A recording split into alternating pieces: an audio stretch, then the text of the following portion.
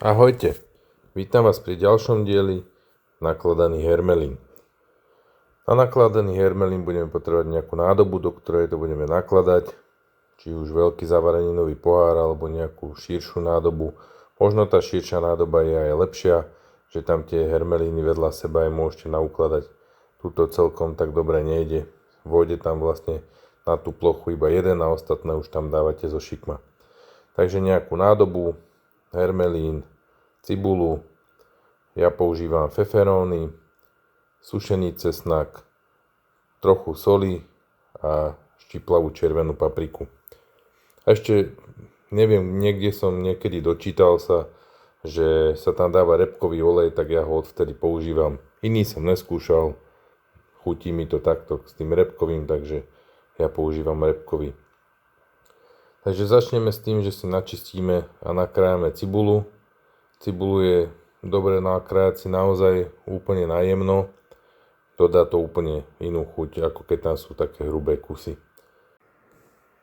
Takže cibulu máme nakrájanú, dáme si ju na stranu a môžeme začať chystať si hermelíny. Nie je vôbec nutné použiť král síru hermelín, môžete použiť aj hociaký camembert. Akurát mám vyskúšané, že tie camemberty to trvá dlhšie, kým sa to naleží, kým tak zmeknú. Tento hermelín král síru, tento je už krémový, sám aj predtým, než sa naloží, nie je úplne taký tuhý ako tie camemberty, takže tomuto netrvá tak dlho. Tento hermelín, ten král sírov, to stačí naozaj. Po 3 dňoch môžete skúsiť ochutnať tie 3-4 dní a už býva naozaj hotový. Kdežto tomu camembertu to trvá 5 aj 7 dní. Takže preto ja som teraz zvolil tento král síru, aby to bolo rýchlejšie, aby sme si mohli zase ukázať skôr nejaké video. Takže keď máme nakrájané hermelíny, tak si to ideme dochutiť. Používam zase obľúbený kampovský pepř od babky Filomény. Už som si spomenul aj, kde som ho kúpil. Kúpil som ho v Strážnici, v Skanzene, na Vianočných trhoch. Takže ďakujem za odporúčanie, je naozaj super, krásne voňavý. Takže podrvím si ho, posypem si to jemne a budeme pokračovať s ďalšími ingredienciami, čo sú sušený cesnak, trochu soli, štiplavá červená paprika, ktorú mi mimochodom priniesli susedia z Vianočných trhov z Budapešti. Odporúčam si to vyskúšať. Celý postup a recept je úplne nenáročný. Nepotrebujete k tomu žiadne špeciálne náradie ani stroje. Stačí vám len nôž, nádoba, kam tie síry poukladáte a ingrediencie. Stojí to za to urobiť si svoje. Ak vás moje videá inšpirujú vyskúšať si niečo doma, to som veľmi rád. Hoďte mi like, nezabudnite si dať odber, možno vás inšpirujú nejaké ďalšie videá, že si vyskúšate niečo doma. V ďalšom videu už by som chcel urobiť tú domácu dusenú bravčovú šunku, tak dúfam, že už sa to podarí, že nič do toho nepríde. Máme roztočené video salámu z muflóna, takže určite budú videá pribúdať. Ale možno ešte skôr ako dusená šunka bude video také z výletu. Chystám sa na klobáskový festival do Srbska budúci týždeň, takže zoberiem tam kameru, skúsim natočiť. Nebudem teraz točiť ako varím ja, ale ako pripravujú druhý a priniesť vám kúsok atmosféry. Idem tam takisto prvýkrát, neviem, čo ma tam čaká, takže sám som zvedavý.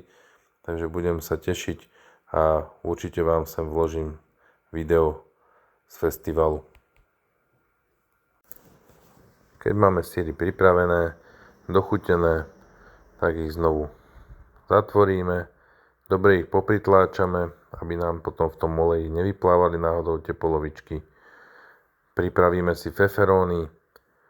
Ja dávam tak 3/4 tohto menšieho pohára, ale kľudne môžete dať aj celý, každý kto ako ľúbi. A hlavne, čo ja určite tam nemám rád, tak sú tie stonky na tých feferónkach, takže ja ich povykrajujem preč.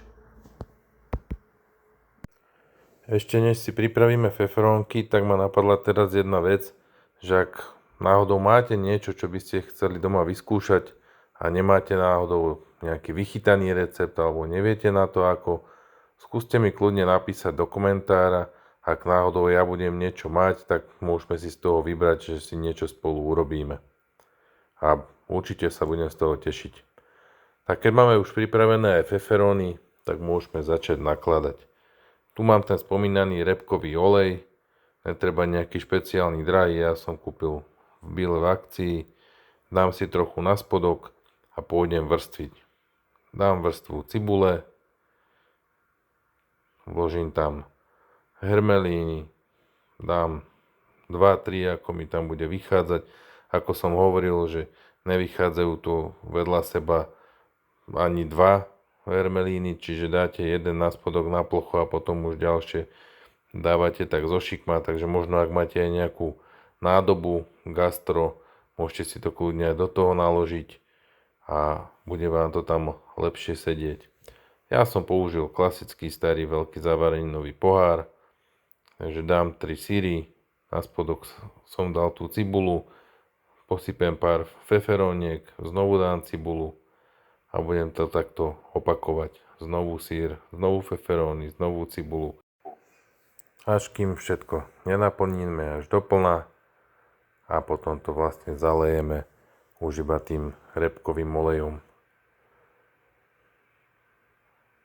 Nalejeme tak, aby bolo všetko ponorené.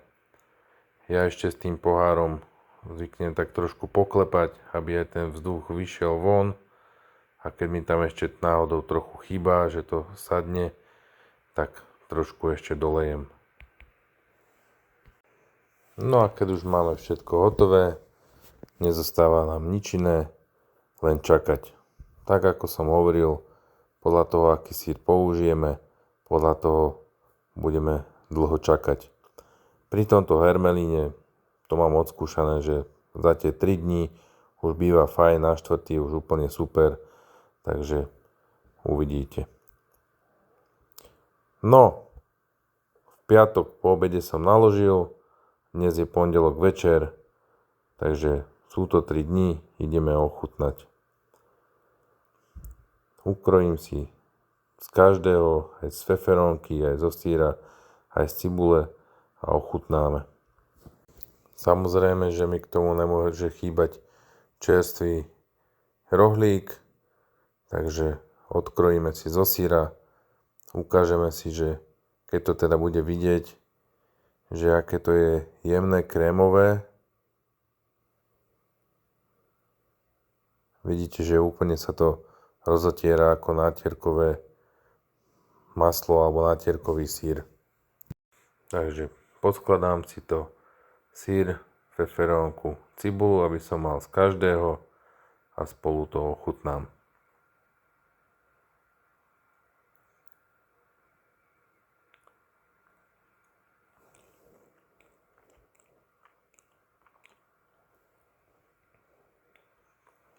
Za mňa už je dnes super, takže 3 dní úplne stačili, takže netreba vôbec čakať už ani na ten 4. deň.